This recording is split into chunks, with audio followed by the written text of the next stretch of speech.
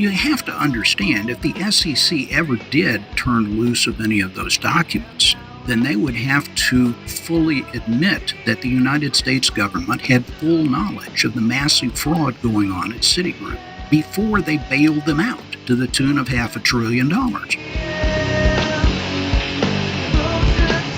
This is going to continue to repeat itself, because the only lessons that were learned coming out of the financial crisis was that there is no downside for doing something bad. There was no accountability. That is the lesson that was learned by all the banks.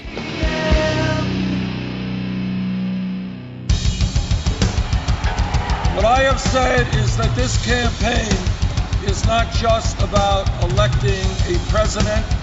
It is about making a political revolution. MMT. Taking money from our children and borrowing from China. People are dying. Is the program so critical it's worth borrowing money from China to pay for it? And if not, I'll get rid of it. Stop lying!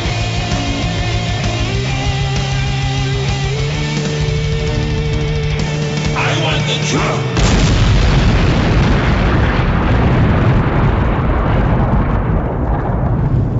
Now let's see if we can avoid the apocalypse altogether.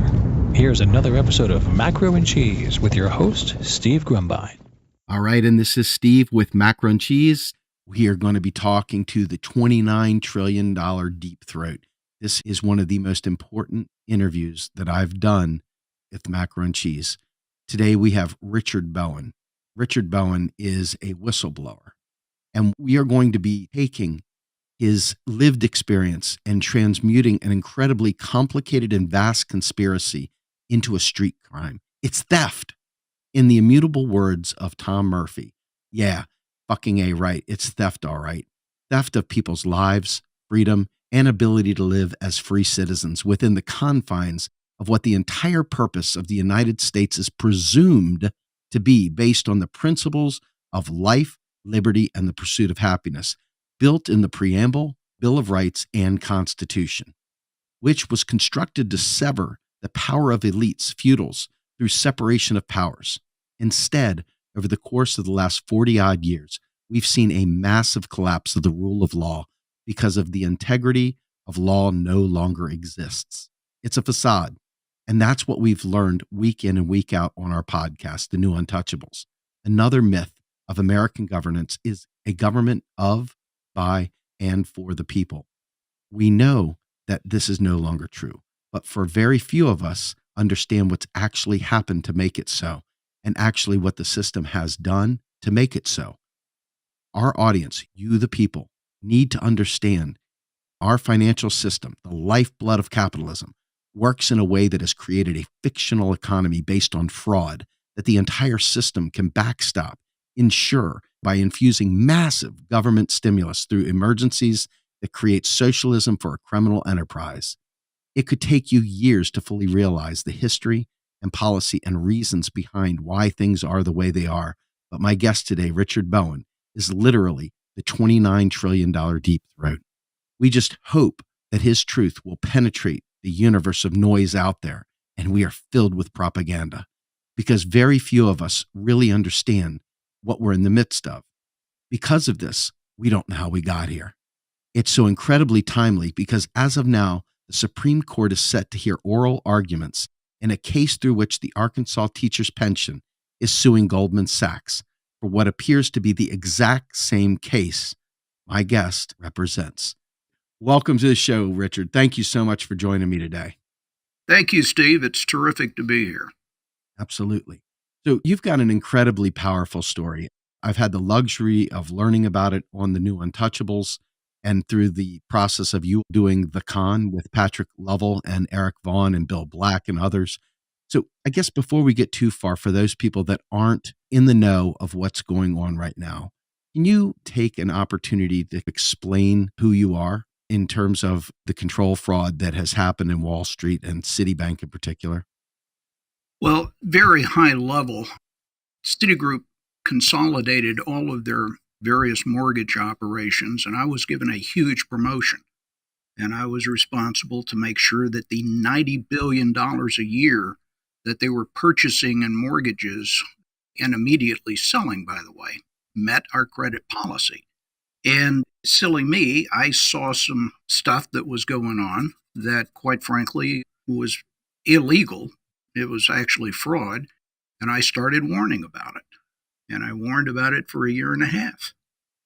So, Richard, I'm interested in understanding you have a lot of concerns regarding what the power of the banks are in society today. I have real concerns about that. First of all, I have seen in my own experience that basically the large banks have a stranglehold on our country. The financial services industry are one of the largest campaign contributors in all of the elections. There's a constant revolving door that goes back and forth between all of the agencies and the financial institutions. And quite frankly, I have seen from my own experience that basically the banking lobby controls our government. That's my only way to put it. Now, obviously, we've changed government, and time will tell with regard to our new administration. But I can personally attest to, as we may get into detail, as to some of the challenges that I personally saw. What I have experienced just in the short time I've been around you is that this has been a massive end-to-end cover-up.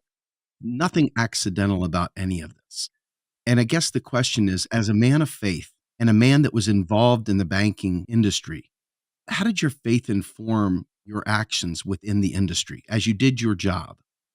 Well, I have a very deep faith. I can attribute that to my wife.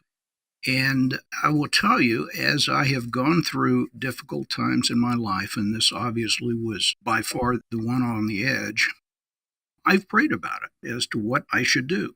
Should I shut up and mind my own business and ignore my job responsibilities?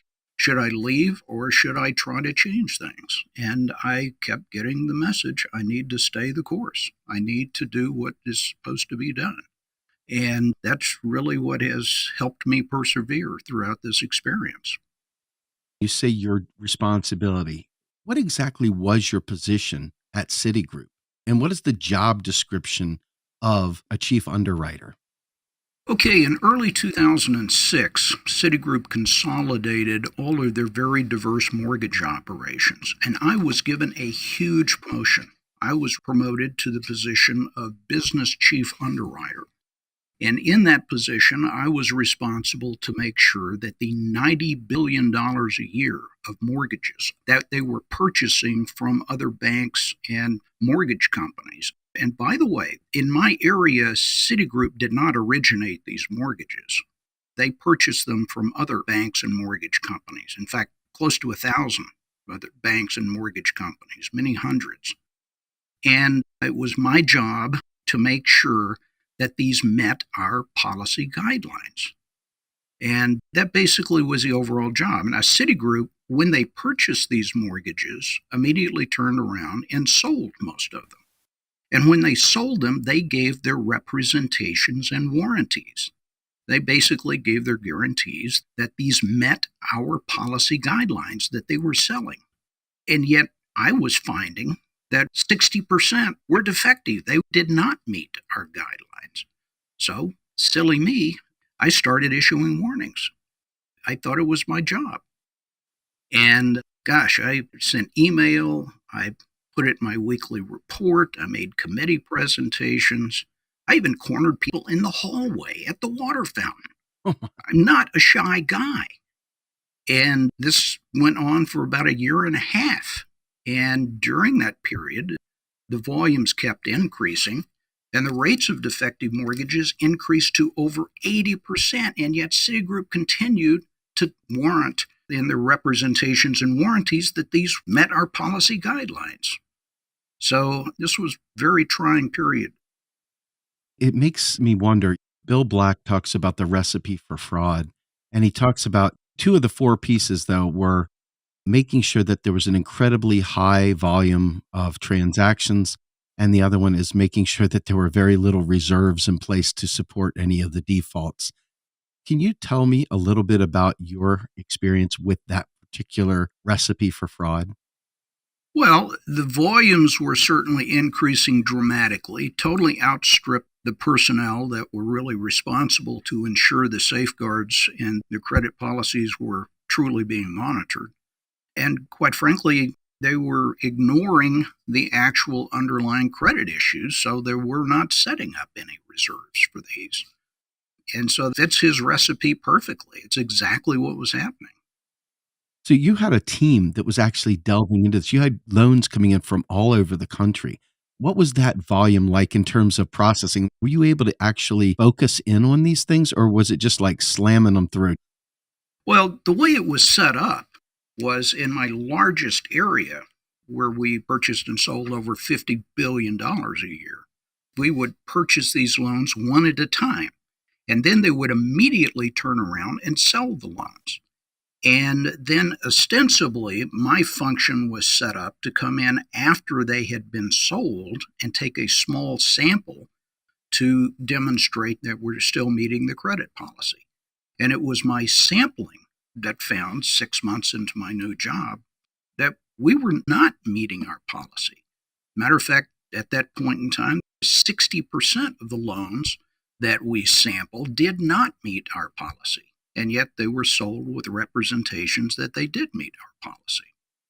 So that's the largest area. Many people think that all of these loans were underwritten ahead of time. No, that was not the way that Citi had set it up when I got into place. I was one of the people that got swept up in this. We got a big loan from Countrywide. My life turned upside down in 2009. To be perfectly honest, it was July 24th, 2009, when I lost my career at Verizon.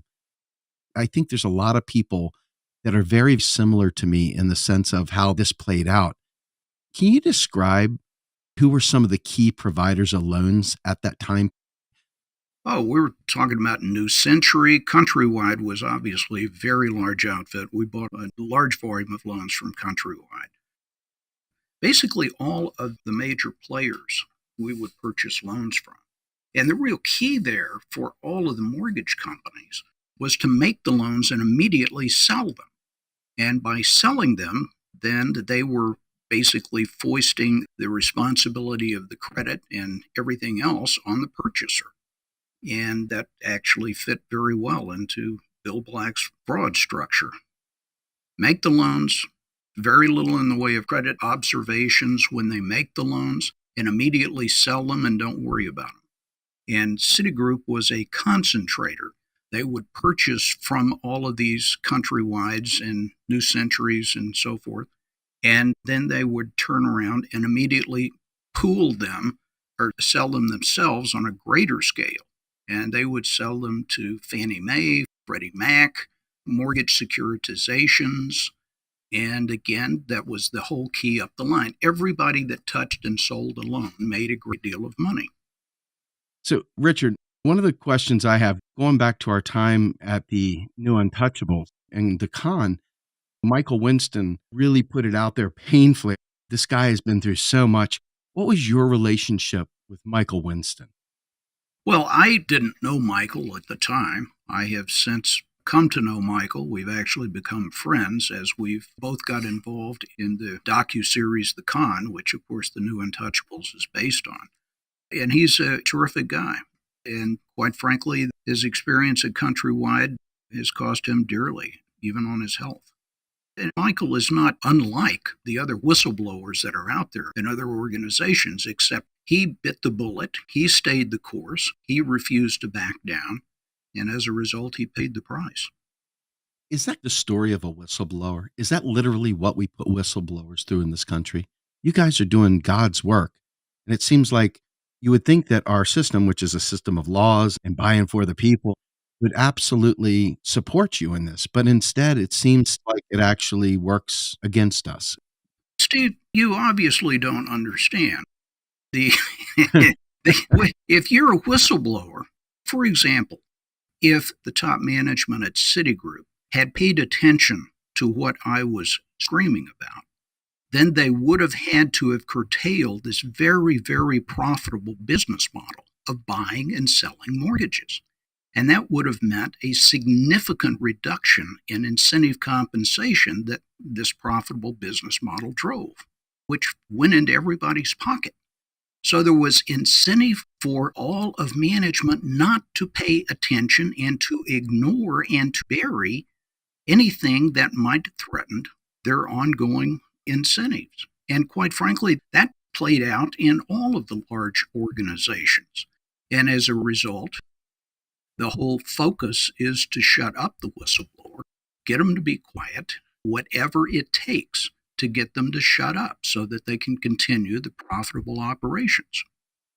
As an employee and working with financial transactions, private customer information, having very heavy responsibility to make sure that you're doing the right thing, when you're in your job and you're passing this information on through the process, was your boss happy that you were presenting this information?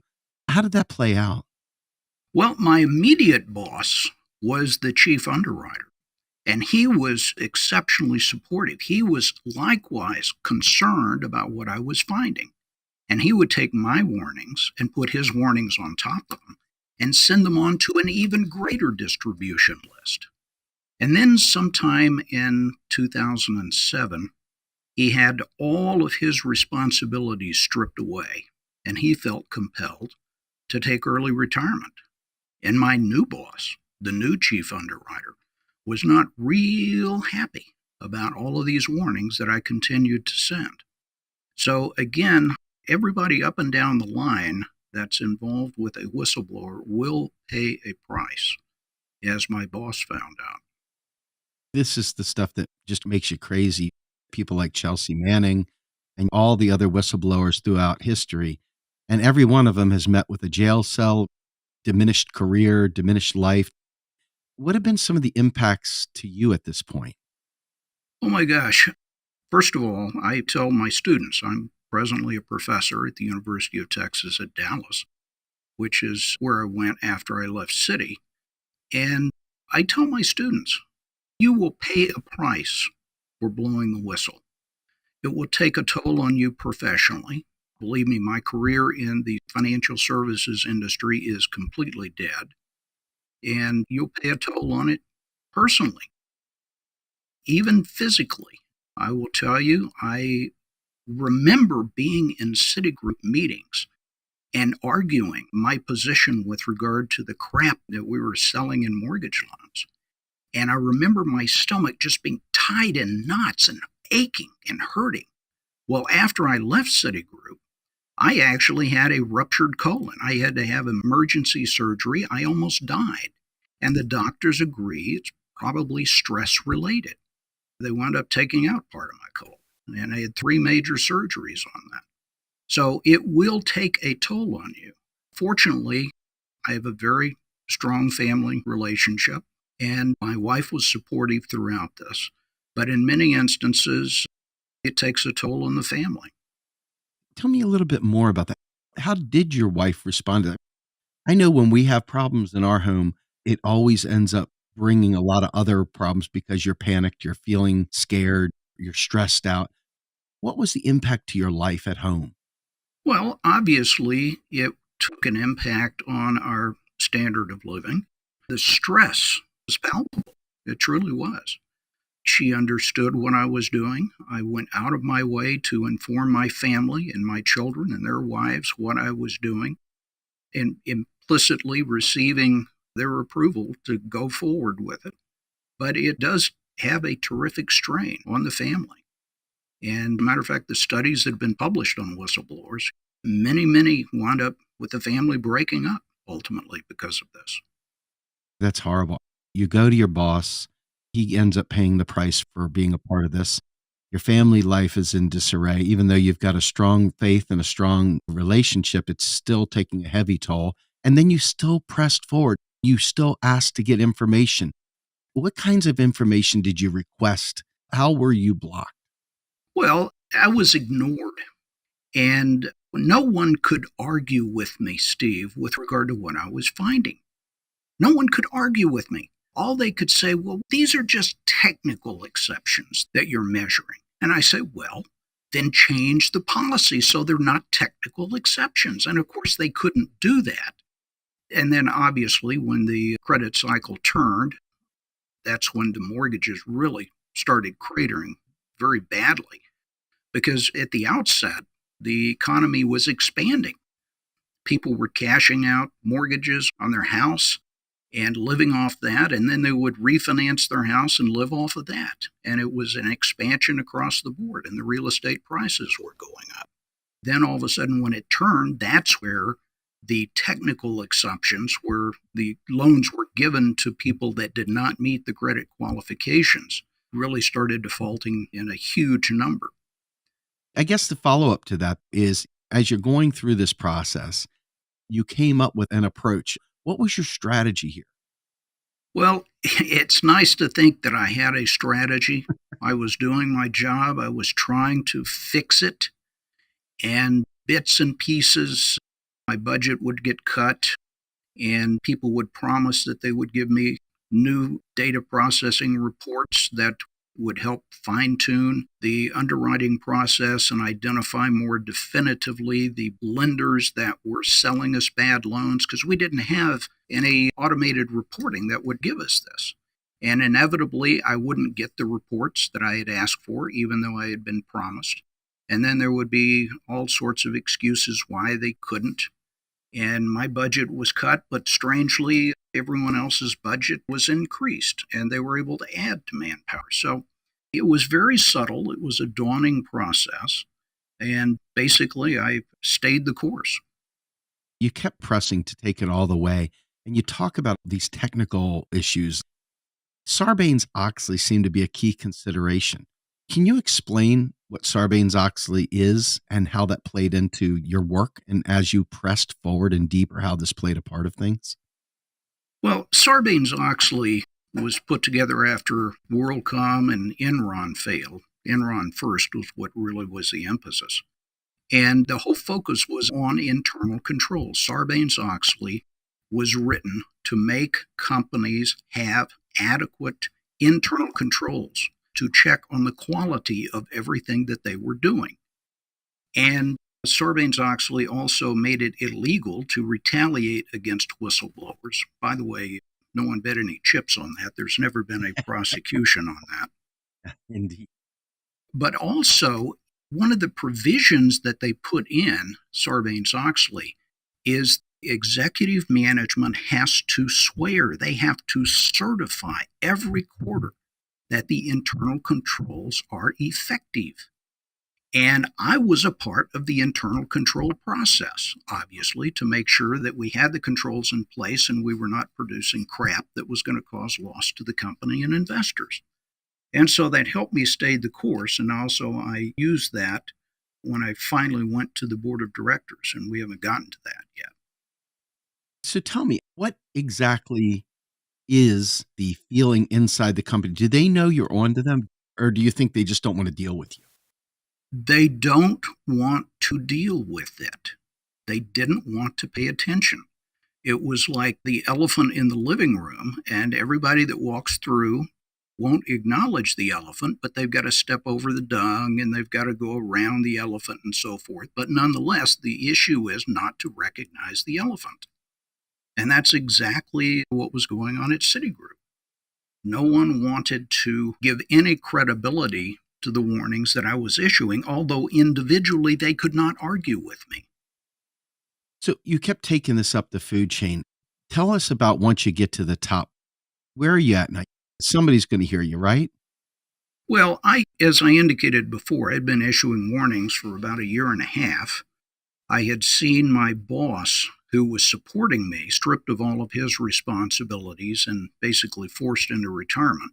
And I sort of knew that this might not end well for me, but I wasn't going to give up. I figured I got one shot, call it a Hail Mary pass. And I read in the paper, this hit all the headlines on November the 2nd, which was a Friday of 2007, that Citigroup was calling an emergency board meeting for that coming Sunday. And in the press, they speculated that at the board meeting, Robert Rubin was going to be replacing Chuck Prince, who was the chairman of the board.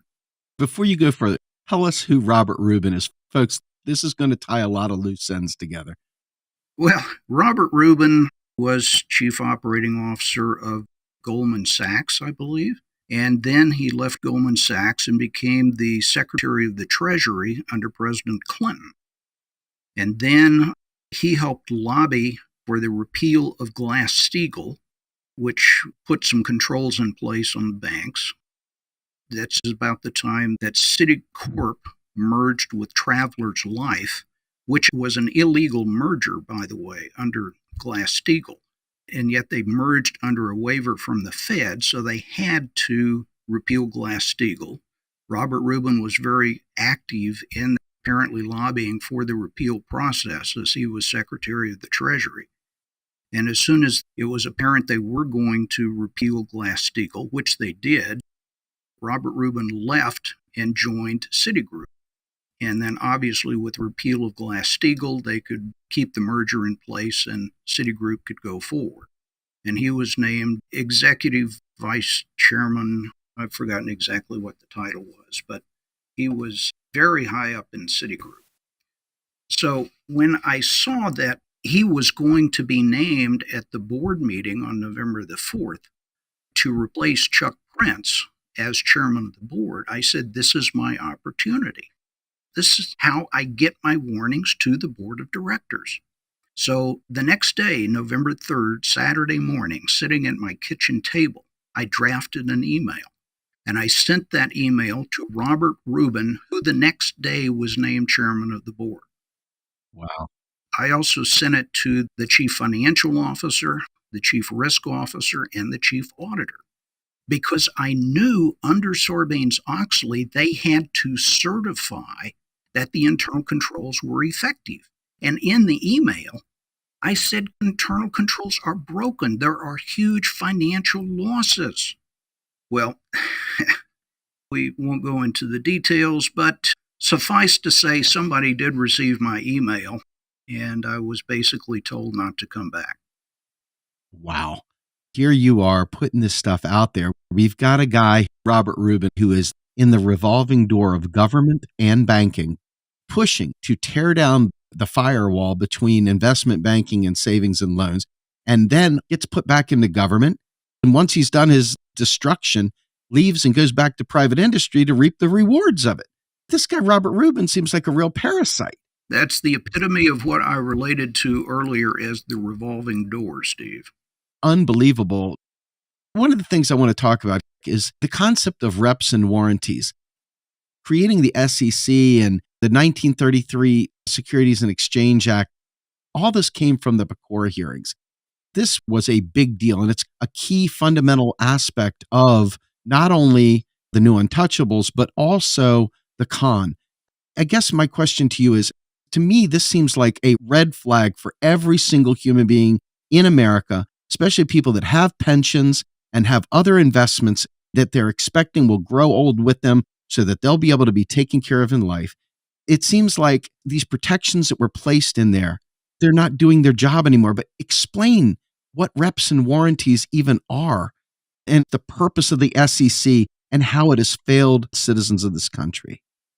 Well, back to the email, because this ties in, that I sent to Robert Rubin and the executive management team. I gave them the details as to what had happened, as to the fact that the defective mortgages had increased from 60 to an excess of 80%, while I have been screaming about this for a year and a half. And yet Citigroup continued to issue their reps and warrants to the purchasers of the mortgages that they were selling these to, that these mortgages met our policy guidelines. And I even called for an outside investigation. I said, come and hear from the outside and investigate what's going on here, because everybody here already knows. Now, the representations and warranties are where the selling company, and this is very common in the industry, the selling company being Citigroup, are actually the mortgage unit within Citigroup. They basically warrant to the purchasers of these mortgages that the mortgages were originated by other banks and mortgage companies, but they were originated under substantially the same practices and policies that Citigroup followed. And so that's where, when I went in to underwrite these, I was actually underwriting according to Citigroup's policies, because that's what they were warranting to everyone that was purchasing these. The purchasers of these, not only the mortgages, but also the investment-backed securities, that they met, in essence, Citigroup's credit policy, and yet they didn't. You had reason to believe that the email you sent was recaptured by Citi. Why do you believe that? Oh my gosh. Well, I sent the email, as I indicated. I actually wound up sending it Saturday afternoon, November the 3rd, and my wife was beating me up because we had to get to a wedding that night. So what I did on that email is I indicated a blind copy to my personal email account. I knew I would want to print and read the email, and you can't print from the company laptop because I was using the company laptop to send it. You can print from the office, but not from outside the office. So we went to our wedding and we came back. And when I came back, I went to my primary email account that I had blind copied, and the email wasn't there. I had my email configuration set up such as that I had a secondary email account that was linked to my phone that I could go and check the email. And I had instructed my primary email to make a copy of all of the email that I receive and put it in my secondary email. So I went to the secondary email and it was there, but it wasn't in the primary email. And there's only one explanation for that, and that is that it was recalled. And also, I'd remember from the recall process in emailing that it can be recalled only if it is marked unread. So, quite frankly, it scared the crap out of me, because when I found that, I knew it had been recalled, and I knew then that the only copy of that email outside of Citigroup had received a message that had been successfully recalled. And it just really scared me. So I basically called my son, and he and his wife came over, and I gave them the copy, stressed how urgent this was, and keep this in a safe place if something happens to me. Now, I also documented that, Steve, that it was recalled. When I was interviewed by the Financial Crisis Inquiry Commission, and we haven't even gotten to that yet, I told them about it, and it's actually captured in my interview notes that the Financial Crisis Inquiry Commission made. So this is not something I've just made up. Oh, my heart's beating through my chest just thinking about this. That's terrifying. You also were approached, if I'm not mistaken, by the Associate General Counsel of Citi. What was that all about? Well, after I had sent my email, I didn't hear anything that entire weekend. And then I received an email from an Associate General Counsel of Citigroup, I think on that following Tuesday. And actually, he called me and said, "We got your email. We're taking it seriously. Don't call us. We'll call you. Goodbye." And that was it. And I wound up sending him 2 more emails, one in later November and one in December, saying, "Please contact me. There's risk to the shareholders, to the company. You've got to understand the details." And no one called me back until after the beginning of the year. And then it was into the next year when I was stripped of my responsibilities and told not to come back.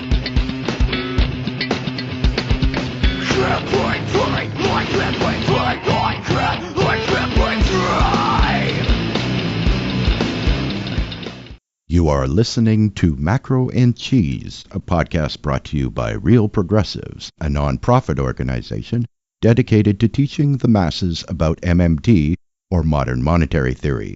Please help our efforts and become a monthly donor at PayPal or Patreon. Like and follow our pages on Facebook and YouTube, and follow us on Periscope, Twitter, and Instagram.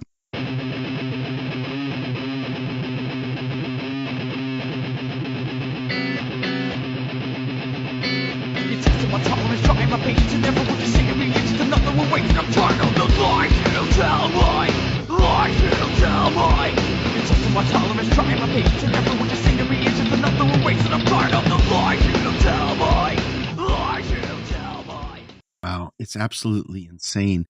What were some of the thoughts going through your head at that time? Just hearing about it's got me terrified. What was it like? Well, it was that. It was terrifying. Quite frankly, I did what they do in the movies. Whenever I'd go out to start my car, I wouldn't start it until I looked under the hood and underneath it. And quite frankly, at one point in time, we were under surveillance and we saw some other cars there. And actually, the epitome of this came when this same assistant general counsel that I had dealt with before, finally, after I was stripped of my responsibilities and told not to come back, I decided I needed some legal representation at this point.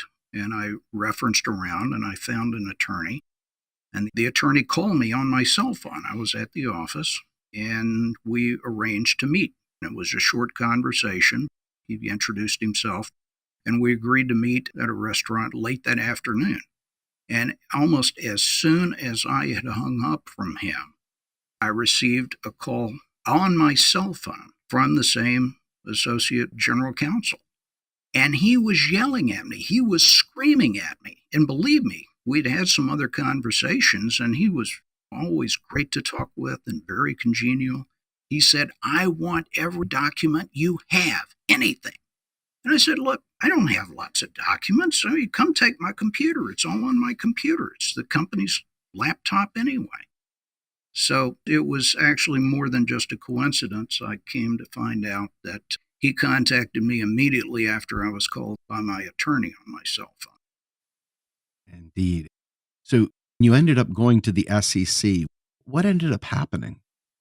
Well, I had filed a complaint with my attorney. I filed a Sarbanes-Oxley complaint, which the legislation makes available to you. If you have been retaliated against for whistleblowing, then you can file a complaint, and you actually, it has a procedure for filing that.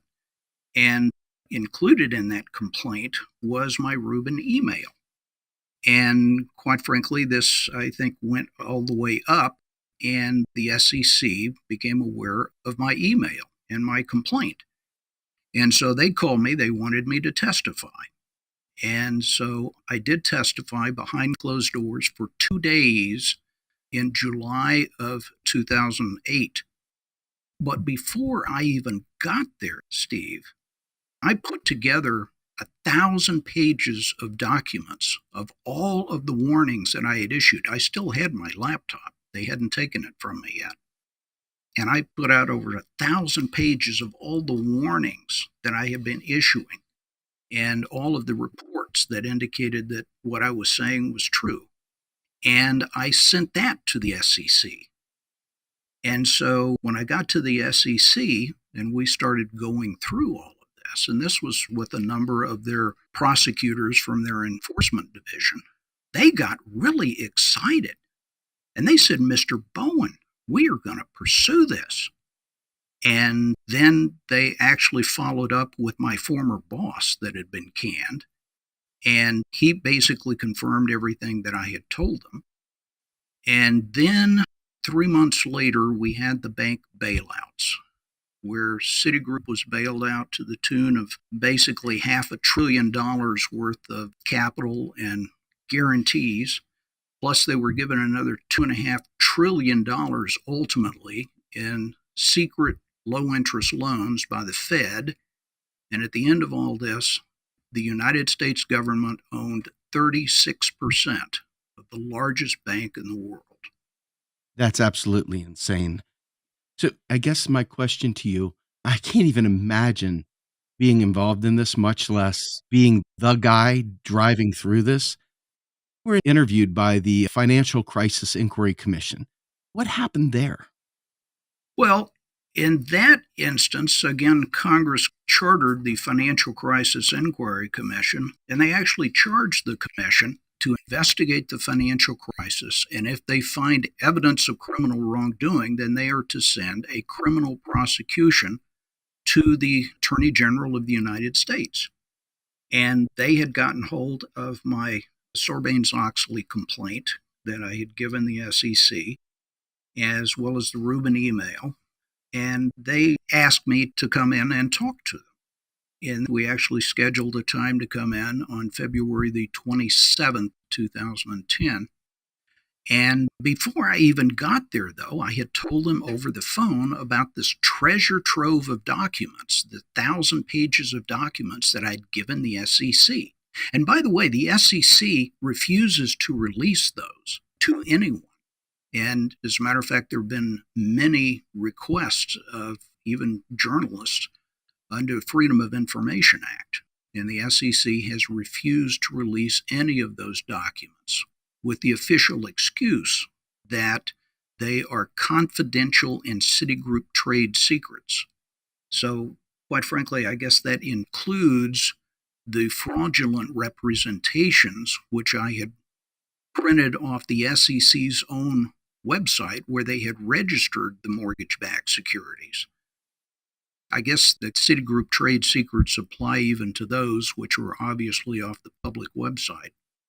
But in any event, yeah, this is sort of getting an aside, but the Financial Crisis Inquiry Commission, before I even got there, they sent 2 of their investigators over to the SEC, and they dug through for 2 days the 1,000 pages of documents that I had given the SEC.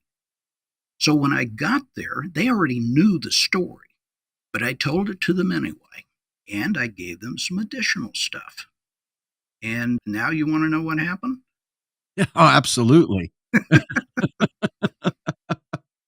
Well, I told you the SEC had gotten excited. Well, the FCIC got excited. And they said, Mr. Bowen, this is very, very compelling. We may ask you to testify in an open hearing. And I said, well, okay. And sure enough, on March the 22nd, I received an email from them asking me to testify in an open hearing on April the 7th. And this is where it really gets interesting. They told me, both in the letter and in side conversations, besides my presentation, which was going to be carried on national television, to give them written testimony. And they told me I could have up to 30 pages of testimony. And they told me even what they wanted me to include in that, the damning evidence that I had given the SEC and I had told them about. And they wanted me to submit that by March the 29th. They even told me again what to put in the testimony. So I put that testimony together and sent them on the 29th my 28-page written testimony, just as they had requested. But when they got that, Steve, the next day, I mailed it to them. When they got it the next day, they said, yeah, Bowen, we know we told you could have 30 pages, but we have decided that it is too long. And we will tell you exactly what to take out of your written testimony. And with that, they went through and told me to take out much of the damning stuff that they had originally told me to put in. And they further told me that these edits were not optional. If I didn't make the edits, then I could possibly be taken off the witness list. In which case, Steve, you've got to understand, I had a very onerous confidentiality agreement with Citigroup.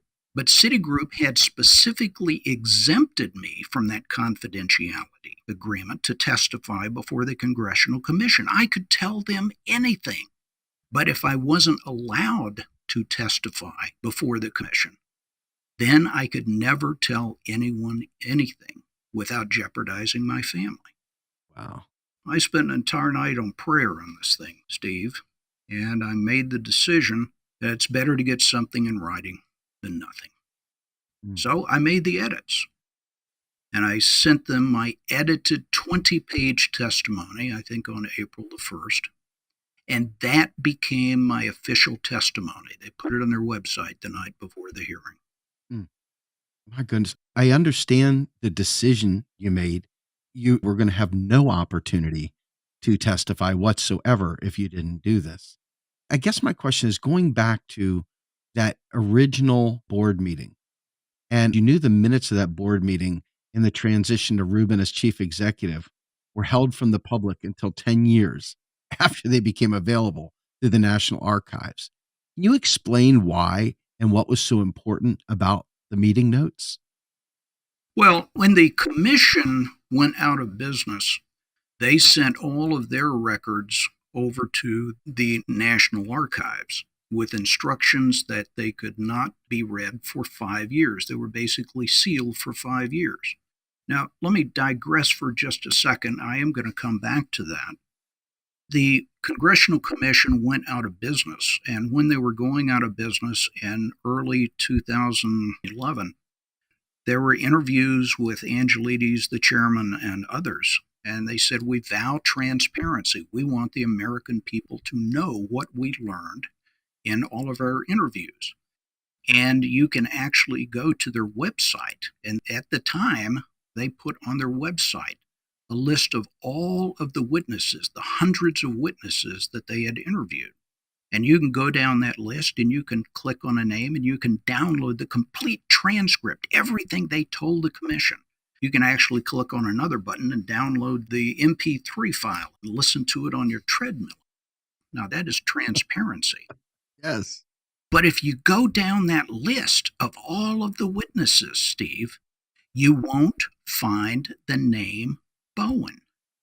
That is because the Congressional Commission decided that all of my testimony, everything I told them behind closed doors, everything I gave them, everything they got from the SEC, everything including my original written testimony, it all needed to stay confidential. So it was sent to the National Archives with instructions that it could not be read for 5 years. And by the way, I've been asked, why 5 years? I don't know. I guess it's probably just a coincidence that the 5 years is a statute of limitations for fraud, right? Indeed. Right. So you were asking about the Citigroup minutes. These were included in all of the documents that were sent to the National Archives. And even though the National Archives is making those public and has said they are public, they have refused to put a lot of their documents on their public website. So in any event, with Patrick Lovell and Eric Vaughn and some crew from Filming the Con, we went to the National Archives to look at those minutes and just found some fascinating stuff that went on in that November 4th board meeting. First of all, remember Rubin was made chairman of the board? Well, as it turns out, he was made chairman of the board, but it wasn't effective until the next day.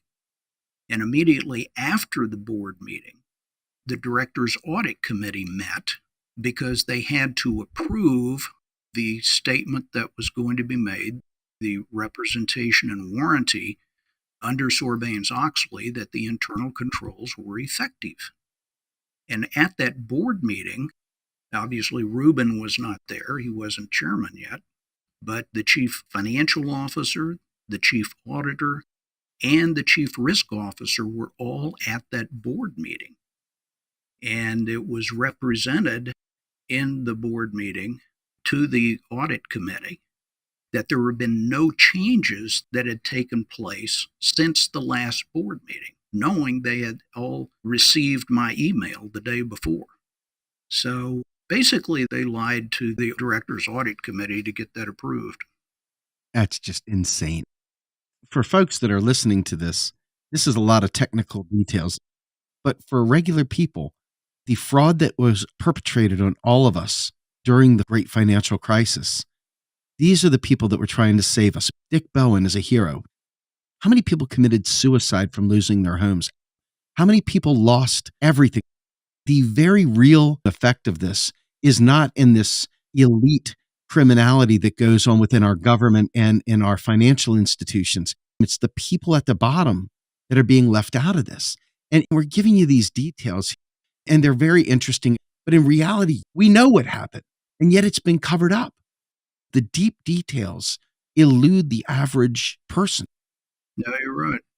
I want to get back to the story here, but I wanted to make that point because how does this affect me? Well, it affects you because all of your assets has been backstopped by these fraudulent loans to bail themselves out, but they leave us in the shadows.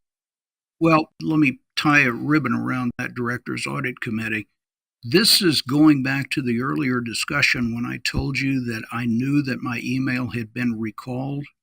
That was done to give the chief financial officer, the chief auditor, and the chief risk officer plausible deniability that they had never received my email. Wow. What exactly do you think they altered? What did they hide and why? They basically hid the real dirty details of my testimony. And by the way, I was ready to tell them everything. I was waiting on any question to actually spill the beans. And the issue was, no one really asked me any relevant question. For example, when I testified, I held up my Rubin email. And I told them that I had warned all of these members, including David Bushnell, who was the chief risk officer. And then right after I testified, Bushnell testified. And throughout all of his presentation and Q&A, there was never one question from the commissioners about the email that I had held up and I had talked about sending to him. So this was complicit all the way around with regard to the Congressional Commission not really wanting this information to be known and the details of what had gone on to be known. So in the end, the reason the SEC couldn't make public your testimony was what they said to Bill Cohen of the New York Times, who did an op-ed. What was your response? What was the hit to the New York Times? I don't get it. What was that all about? Well, Bill Cohen wrote a full-page op-ed in the New York Times about my experience, and I laid out everything that had happened. This was published, I think, in July of 2013 on a Sunday edition. And in that, I told him everything that I'd been telling you. He didn't capture everything. My being forced to change my testimony and so forth and so on. It's actually in there, and some of the details of the people involved are in there. And then Bill Cohen had also attempted to go to the SEC and get copies of the 1,000 pages that I had given the SEC. And they refused, even under the Freedom of Information Act, which Bill Cohen had used. They refused to provide it, saying it was confidential in Citigroup trade secrets. So the SEC was complicit in this whole thing. Of course, you have to understand, if the SEC ever did turn loose of any of those documents, then they would have to fully admit that the United States government had full knowledge of the massive fraud going on at Citigroup before they bailed them out to the tune of $500 billion. This is just one act of fraud. Had they unveiled themselves to that, how quickly would this house of cards fall? They would have been putting themselves in jail. No, you're right. You are absolutely right. Let's bring it to current here. So these shady deals that have been going on behind the scenes to backstop this criminal enterprise has been going on for a very long time. Bill Black has talked about several chapters of this fraud game being a key factor in the savings and loan crisis up until present. And it's really not just a domestic U.S. thing. There's a lot of this kind of control fraud on a global scale. And Steve, this is going to continue to repeat itself because the only lessons that were learned coming out of the financial crisis was that there is no downside for doing something bad. There was no accountability. That is the lesson that was learned by all the banks. Wow. In the con, they showed pictures of pensioners that had lost everything. The collapse with these mortgage-backed securities, people were losing everything. It wasn't just houses. This had seeped into the entire system. And just to contrast this, Bill Black was involved in the S&L crisis. He was one of the chief regulators then. In the banking and S&L crisis, that resulted in a loss of, actually, relatively speaking, a very small amount. And the U.S. government, the Department of Justice, actually convicted over 1,000 senior bankers for what went on in the S&L crisis. In the most recent financial crisis, which has cost us, estimated to be in excess of $24 trillion, that financial crisis was 100 times worse than the damages caused by the banking and S&L crisis.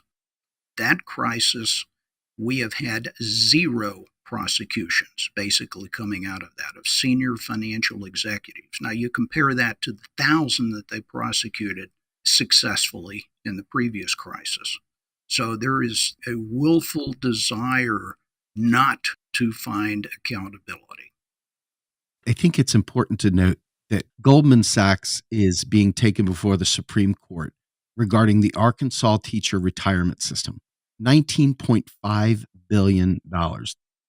Despite their repeated public assurances that it was being vigilant about avoiding conflicts of interest, the Trump-created conservative Supreme Court has to take a look at this.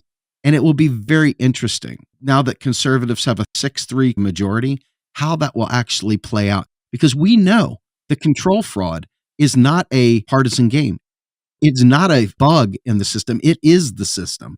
And you are the guy that could have helped blow the lid off of this. What do you think about the position of Goldman Sachs in this Arkansas teacher retirement system case before the Supreme Court today? Well, in reading a little bit about what's in the press on that, I am not an attorney, nor do I play one on TV. But basically, the case, as I understand it, revolves around how much you can rely on representations and warranties. And I will tell you, it's very reminiscent, just like the investors are suing Goldman Sachs as well as the holders of the bond securities. Citi's bondholders and securities actually sued Citi. And in fact, I'm very familiar with that because I was actually called to testify, to give a deposition in that case. I testified for an entire day in a huge room full of attorneys representing plaintiffs and Citigroup. And Citigroup wound up settling that. I actually gave this deposition in 2012. Citi settled the case for $730 million the next year. It's pennies. But because it was settled, I received an order from the judge saying that everything was sealed. I am prohibited from ever telling anyone specifically what I told in my deposition with regard to Citigroup. Now, I assure you, I wouldn't lie to them. So you may assume that they were told basically what we're talking about today. But the mistake, quite frankly, that was made by Goldman Sachs is they didn't settle this thing. If they could have settled it, then everything is sealed. It's just like that $7 billion settlement Citi made with the Department of Justice. Everything was sealed. The millions of pages of documents were sealed after that. And quite frankly, I've often said those settlements were nothing but payments of extortion to the Department of Justice to steal the evidence, so the public will never know how widespread and pervasive this was. I'm going to ask you another question. And this, to me, is basically what I think is the most important thing.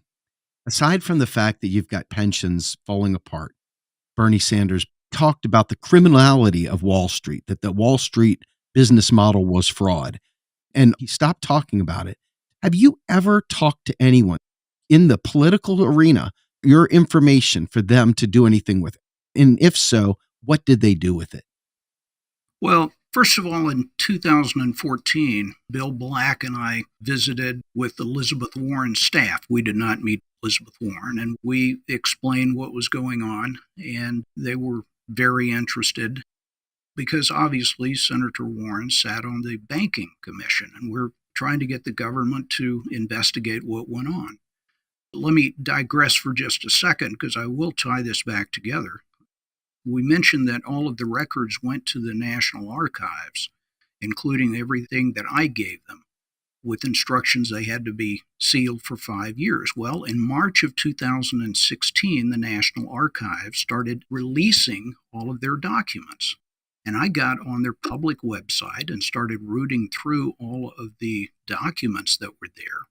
And I discovered that the Financial Crisis Inquiry Commission actually made a criminal referral, as they were instructed to do by Congress. And that criminal referral was based solely upon my testimony and evidence, and they sent that to the Attorney General, Eric Holder. And I thought, holy smokes. Well, I was doing a program in May of 2016 up in Washington, and I went by Elizabeth Warren's office with my attorneys because I was still trying to get a congressional investigation. And I talked again to her senior investigative staff. I never met Elizabeth Warren, so I don't want to represent that I did. And I gave them again my history, and I said, and look at this, I just discovered this. The Congressional Commission actually made a criminal referral based solely upon my testimony and evidence. And they said, well, that's very interesting, Mr. Bowen. Thank you very much for coming by.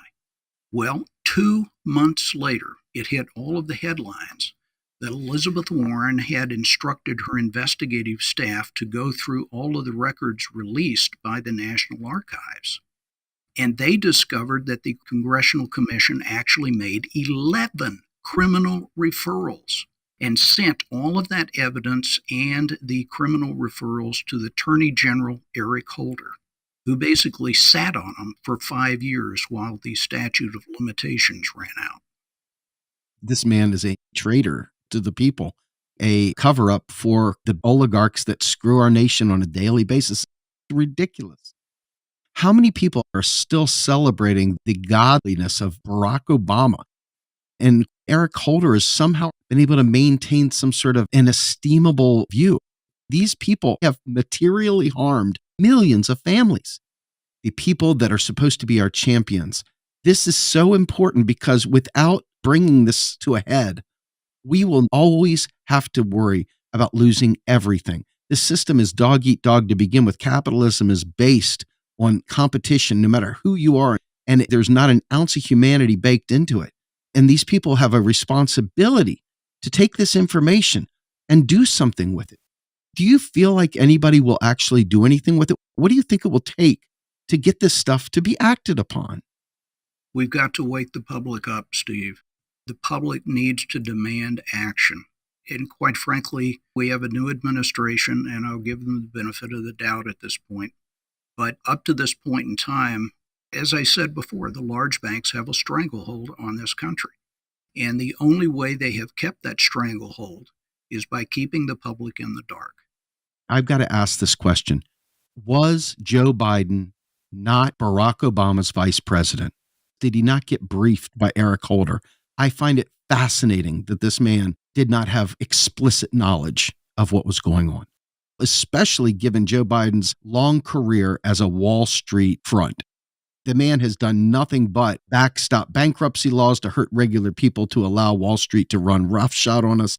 I've not seen any evidence whatsoever that would suggest that he has ever fought a day for humanity. He has always been protecting Wall Street. So this seems like it would have been something he may have been in on, or at least knowledgeable of. Would you say it's far-fetched that he would not have known what Holder was doing? Steve, I have no idea. I'm speculating, but it doesn't take much to see a vice president who has clearance, who Barack Obama was clearly getting briefed because he came out and spoke on it. And so, Eric Holder was talking to him. You don't have to own this. I'll own this part. I find it fascinating that the president of the United States, the man sitting in the Oval Office today, did not have explicit knowledge of what was going on during the administration he served 2 terms as vice president. I think that a reasonable person could deduce that he was involved or at least had knowledge. Would you give me that much? I can't argue with you. Well, I want to thank you, Dick. First of all, your story is one that rivets me. Second of all, it is a story of what I consider to be a hero. You had material harm potentially at your doorstep. You were checking your car to see if it was going to blow up on you. I mean, my goodness sakes. So it takes real courage. And in your case, it takes real faith to press through what seems like an impossible situation. And while you weren't successful necessarily in terms of bringing it down, I give you all the credit in the world for being successful and being a man of integrity and fighting. And the fight's not over because we're going to help you. We're trying. Folks, if you're listening to this podcast and you're not moved to action, I don't know what more it will take. Right now, our country is trapped in a fraud of epic proportions, and it has been baked into our entire financial system. Our Federal Reserve has served the purpose of backstopping criminal behavior. It takes their bad debts and it rolls them off through quantitative easing. It changes the shape of that debt, doesn't print money. What they're doing is they're doing debt swaps. They're taking their bad debt and they're writing it off on the back end. The Federal Reserve, there's no issue with them holding that debt. They just write it off. But these companies that commit this fraud, they're the ones that still stay afloat. But the people like you who have materially been harmed by the fraud of Wall Street, that are in and out of the government and back down into Wall Street, and you are struggling to pay your electric. We had to fight to get pandemic payments. They literally said, we're going to get away with this, and there's nothing you can do about it. My friends in the MMT community, my friends that are in the progressive activist community, and my friends that are independent and conservative that listen to this program, you need to speak out on this. Guys like Dick Bowen should not be on their own. We need to give them air cover, and we need to make sure that we bring this criminal enterprise down. Dick, thank you so much for joining me today. I look forward to working with you in the future. Steve, I enjoyed it. Thank you for what you're doing. Absolutely. This is Steve Grumbine and Dick Bowen, Macro and Cheese. We're out of here.